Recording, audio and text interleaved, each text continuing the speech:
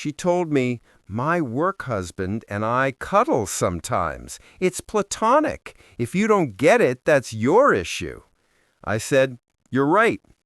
The next morning, I canceled every reservation and gift for her birthday weekend. That night, she arrived with her friends and found out the table was canceled under the reason "no longer needed." She broke down crying in front of everyone.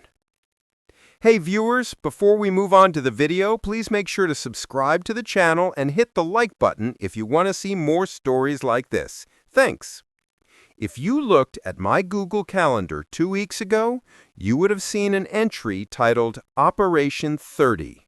It was my girlfriend Maya's 30th birthday weekend, and I had spent 3 months curating it with the precision of a military strike. I'm a project manager by trade, and I treat my relationships with the same level of dedication I give my career. I don't do half measures. Maya had been hinting for months that she wanted a princess treatment birthday, something that would look good on Instagram and feel expensive in real life. I delivered. The itinerary was locked. Friday night at the Vane, the hardest reservation to get in the city. I had to call in a favor with a client just to get a table for 6. Saturday was a full-day spa package for her and her best friend Sarah, followed by a surprise overnight stay at a boutique hotel downtown. Sunday was brunch. Total cost, somewhere north of $4,000. I didn't care about the money. I loved her. I wanted her to feel valued. But while I was securing reservations, Maya was securing an emotional connection with Gavin. Gavin was the work husband. It started slyly, as these things always do. 6 months ago, he was just the new guy in marketing who doesn't know how to use Excel. Then he became Gavin who brings me coffee. Then Gavin who really understands the pressure of this industry. I'm not a jealous man by nature. I have female friends. I understand workplace camaraderie. But the boundaries started eroding in ways that made the hair on the back of my neck stand up. Texts started coming in at 10:30 p.m. "Work emergency?" I'd ask, glancing at her phone lighting up the nightstand. "No," she'd say, not looking up, her thumbs flying across the screen. "Gavin's just sending me memes. He's going through a rough patch with his girlfriend. He needs support, and he needs it from you." At midnight, she would sigh that heavy theatrical sigh she used whenever I questioned her. "He's sensitive, Mark. He's not like you. He doesn't repress things. We have a connection. It's purely intellectual and emotional. Why do you always have to sexualize everything?" That was her favorite defense, the weaponization of therapy. Maya consumed hours of TikTok therapy content and learned just enough terminology to twist every situation into a failing on my part. If I asked for basic respect, I was controlling. If I expressed discomfort with another man taking her to lunch 3 times a week, I was insecure and projecting my toxic masculinity onto her safe space.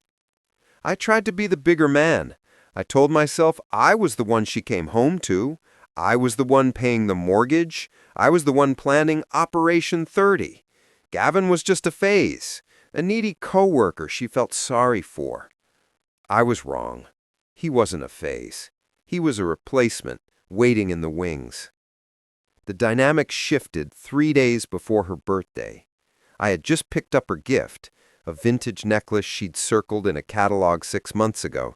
When I came home to find her on the balcony, she was on the phone.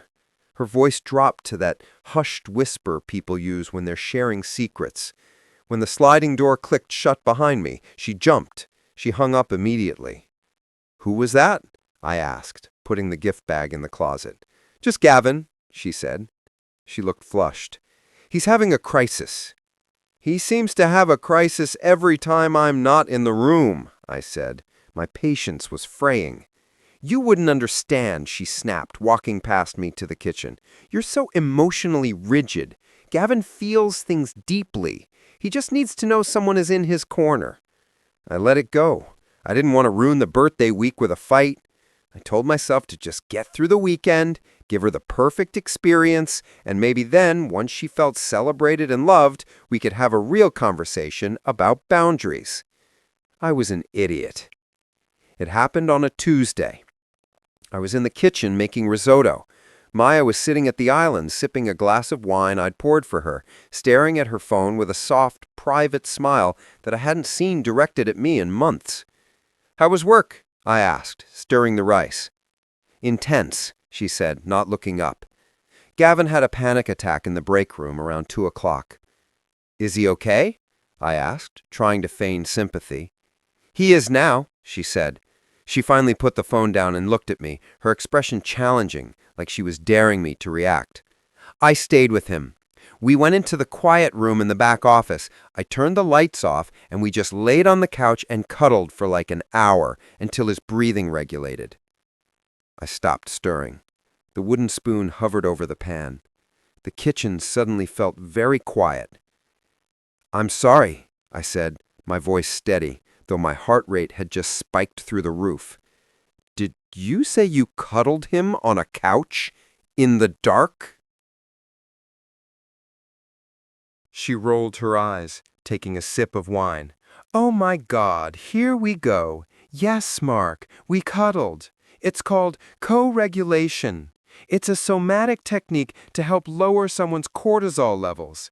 It was completely platonic." I turned the burner off. I turned around to face her. "Maya, you are a 30-year-old woman in a committed relationship. You spent an hour lying in the dark in the arms of another man at your workplace. You don't see an issue with that?" "No, I don't," she shot back, her voice rising. "Because I'm an adult who understands that touch is a basic human need. Gavin was in distress. I provided comfort. It wasn't sexual. He didn't try anything, and neither did I. We just held each other." "And if I did that?" I asked quietly. "If I told you I spent my afternoon spooning the new intern because she was stressed out, you'd be okay with that?" She scoffed. "That's different. Men always make it sexual. With you, it would be predatory. With me and Gavin, it was spiritual. We have a soul connection, Mark. Honestly, I feel safer with him emotionally than I do with you half the time, because he doesn't judge me." She stood up, walking around the island to stand in front of me. She looked at me with genuine pity, as if I were a primitive creature, unable to grasp her evolved state of being. "My work husband and I cuddle sometimes. It's platonic, it's harmless. If you don't get it, if you're too insecure to handle me providing emotional support to a friend, then that's your issue. It's something you need to fix in therapy. I'm not going to shrink myself or my capacity for love just to soothe your ego." I looked at her. I looked at the woman I had spent 3 years building a life with. I thought about the ring I had hidden in the safe deposit box, the one I was planning to propose with next year. I thought about the $4,000 currently pending on my credit card for her birthday weekend. And then I felt it. It wasn't anger. It wasn't sadness. It was the sensation of a heavy weight simply vanishing. It was the click of a lock disengaging. I realized in that exact moment that she didn't respect me. She didn't even fear losing me. She was so confident in her control over me, so certain that I was the safe option who would pay the bills while Gavin provided the spark, that she felt comfortable telling me to my face that she was intimate with another man. She was waiting for me to beg. She was waiting for me to yell so she could call me abusive. "What?" "Yeah," I said.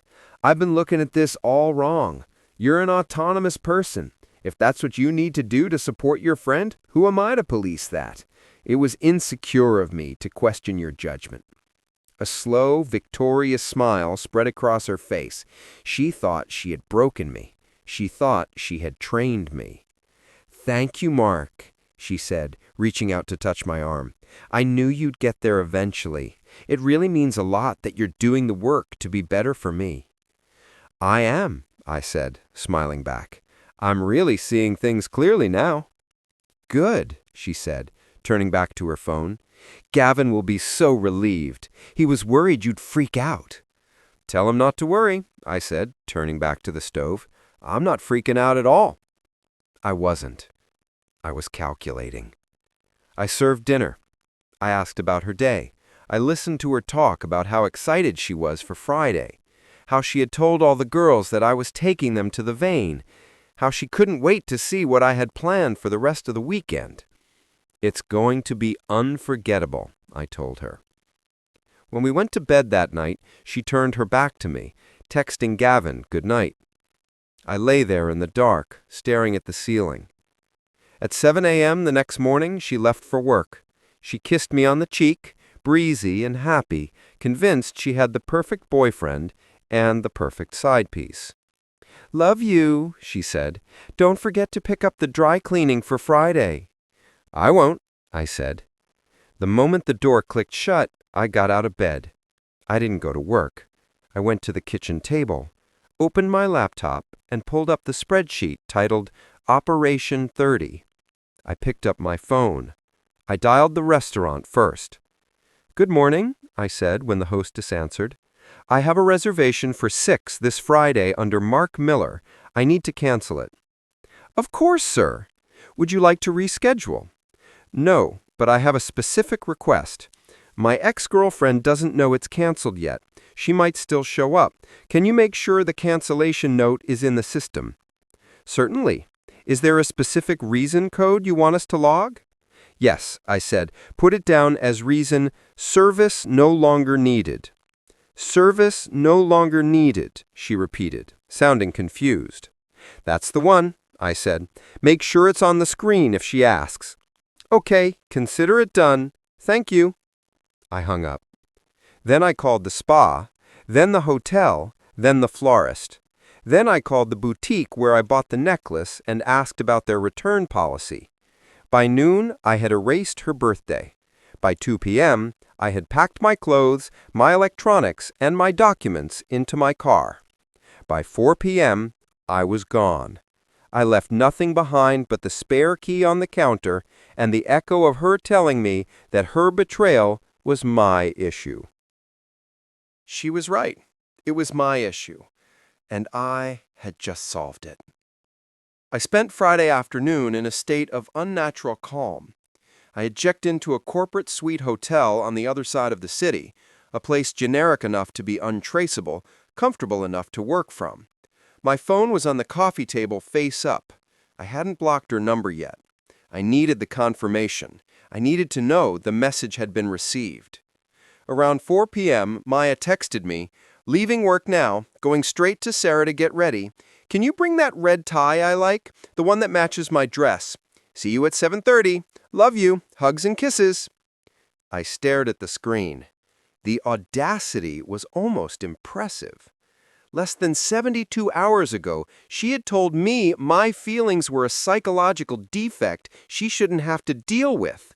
Now she was ordering accessories for her big night out, fully expecting me to play the role of the doting boyfriend, the wallet, and the prop?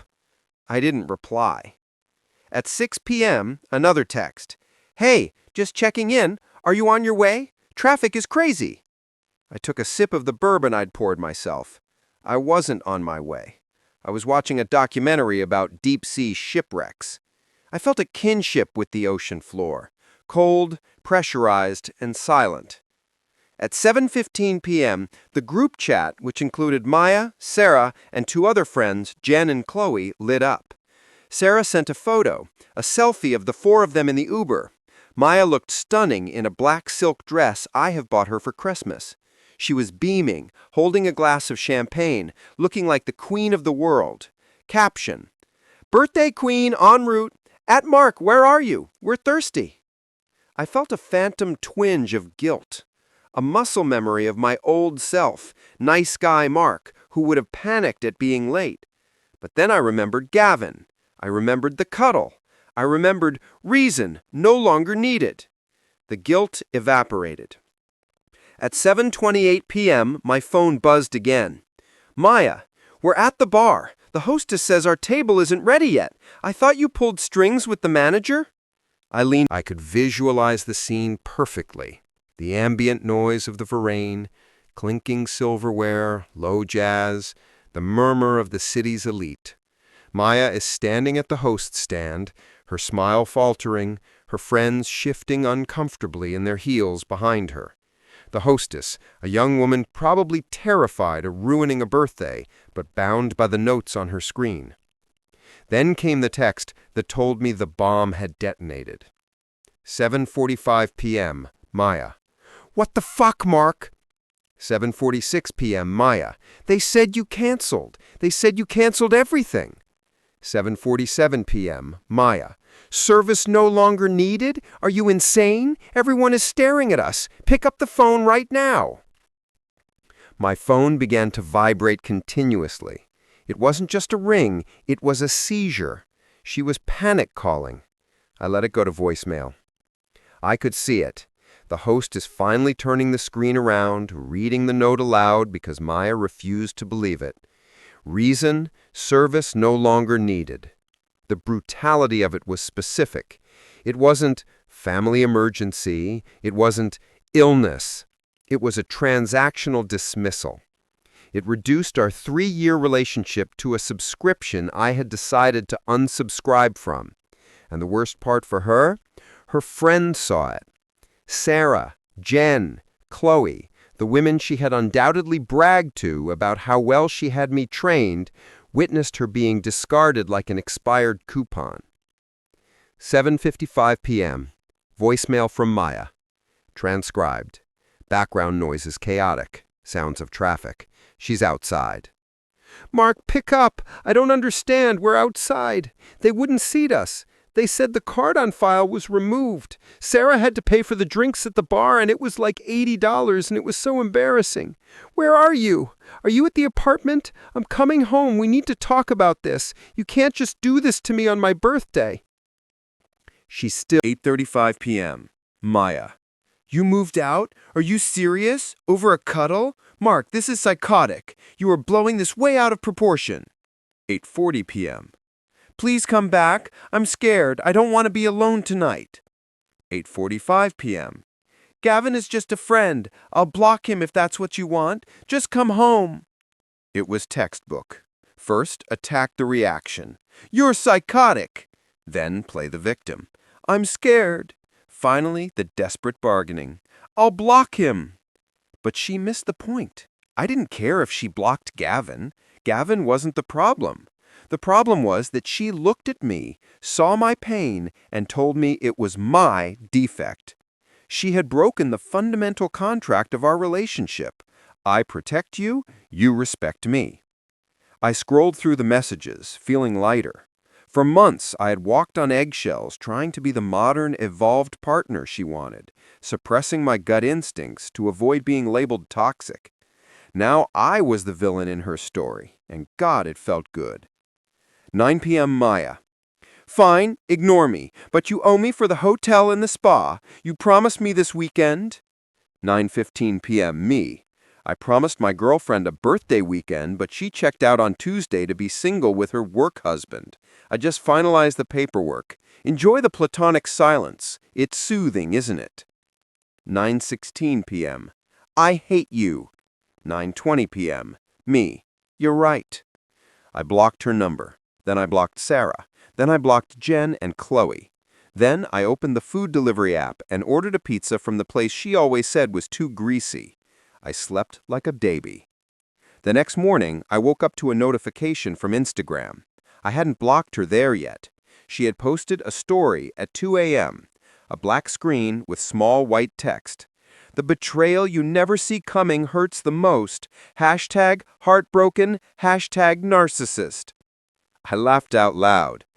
She was already spinning the narrative. She was the victim. I was the monster who ruined her birthday for no reason. But I knew something she didn't. I knew about the karma that was about to hit her on Monday morning. Hi, Jessica. I'm Mark, Maya's now ex-boyfriend. Maya told me that she and Gavin spent an hour cuddling in the dark in the break room last Tuesday for emotional regulation. She insisted this was normal and platonic. I disagreed, so I ended the relationship. I figured you deserve to know how your husband spends his afternoons, just in case you don't share their definition of platonic. Best, Mark. The fallout was nuclear. I learned the details later through a mutual friend, Dave, who still worked in their building. Apparently, Gavin didn't fight for Maya. He didn't leave his wife for his soulmate. He didn't stand tall and defend their spiritual connection. Gavin panicked. When Jessica confronted him, Gavin threw Maya directly under the bus. He claimed Maya was obsessed with him. He claimed she was the one cornering him, that he was uncomfortable but didn't know how to say no because of office politics. To save his marriage and his job, Gavin went to HR first. By the time Maya got to her desk on Monday, she wasn't greeted by a sympathetic work husband. She was greeted by a meeting invite from the Director of Human Resources. Gavin had filed a formal complaint against her for inappropriate workplace conduct and creating a hostile environment.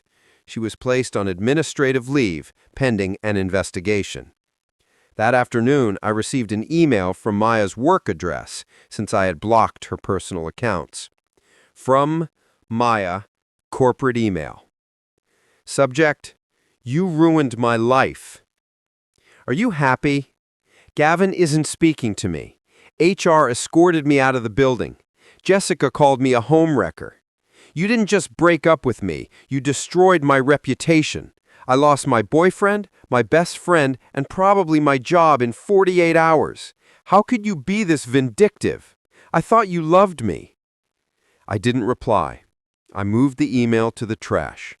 The silence was my answer. I wasn't vindictive. I was a mirror. I simply let the light shine on the reality she had created. She wanted Gavin. She got the real Gavin. I, on the other hand, was doing just fine. My bank account was recovering nicely without the princess weekends. I was sleeping 8 hours a night. I met someone new, Elena. She was a nurse. On our third date, she told me, I value direct communication and loyalty. It felt like breathing fresh air after drowning for 3 years. 5 months later, I ran into Maya. It was inevitable. We lived in the same city, and despite her move to the suburbs, she still came downtown for interviews. I was at a coffee shop near my new apartment, waiting for a pour-over. I looked great. I'd lost 10 pounds of stress weight, got a better haircut, and was wearing a tailored coat I'd bought with the money I saved from the canceled birthday trip. Mark? I turned. Maya looked tired. That's the only word for it. The main character energy she used to radiate was gone. Her hair was pulled back in a messy bun, her blazer looked slightly too large, and she had the frantic, exhausted look of someone constantly trying to explain themselves. Hello, Maya, I said. My voice was polite, professional, like I was greeting a former vendor I no longer did business with. She stood there, clutching her purse. She looked at my coat, my calm demeanor, the lack of anger in my eyes. You look good, she said quietly. I am good. I'm doing really well. She let out a shaky breath. I miss you, Mark. I know I messed up. I know I hurt you, but the punishment, it didn't fit the crime. I lost everything. You didn't lose everything. I corrected her gently. You lost the things you didn't appreciate. Gavin was a mistake, she rushed on, her eyes filling with tears. He was a predator. He used me. I see that now. People were starting to look. The old Mark would have been embarrassed. The old Mark would have taken her outside, offered her a tissue, and listened to her spin her web. The new Mark just checked his watch. My issue, I said. Do you remember what you told me in the kitchen? You said if I didn't understand your needs, that was my issue. She flinched. I was angry. I didn't mean it. You did mean it, I said. And you were right. It was my issue. I had an issue with being disrespected. I had an issue with being a backup plan. I had an issue with funding a lifestyle for a woman who was emotionally intimate with someone else. I stepped closer, keeping my voice low and firm. So I fixed the issue. I removed myself from the equation. And looking at you now, looking at how chaotic your life became the moment I stopped holding it together for you, I realized I wasn't your partner. I was your logistics manager. And I resigned. "Mark, please," she whispered, a tear rolling down her cheek. "I'm sorry. I love you." I looked at her. I searched for any feeling. Anger, love, pity. There was nothing, just a dull recognition of a stranger. "I don't think you know what that word means," I said. The barista called my name. "Order for Mark!" I turned away from her, walked to the counter, and grabbed my coffee. I didn't look back. As I pushed open the glass door and stepped out into the crisp autumn air, I could feel her eyes on my back, but I didn't care. I had a date with Alina tonight. We were cooking dinner. No reservations, no drama, no cancellations. Service was no longer needed. And for the first time in my life, I was finally completely free. Thanks for watching. Make sure to subscribe to the channel and hit the like button. What do you think about this story? Share it in the comments.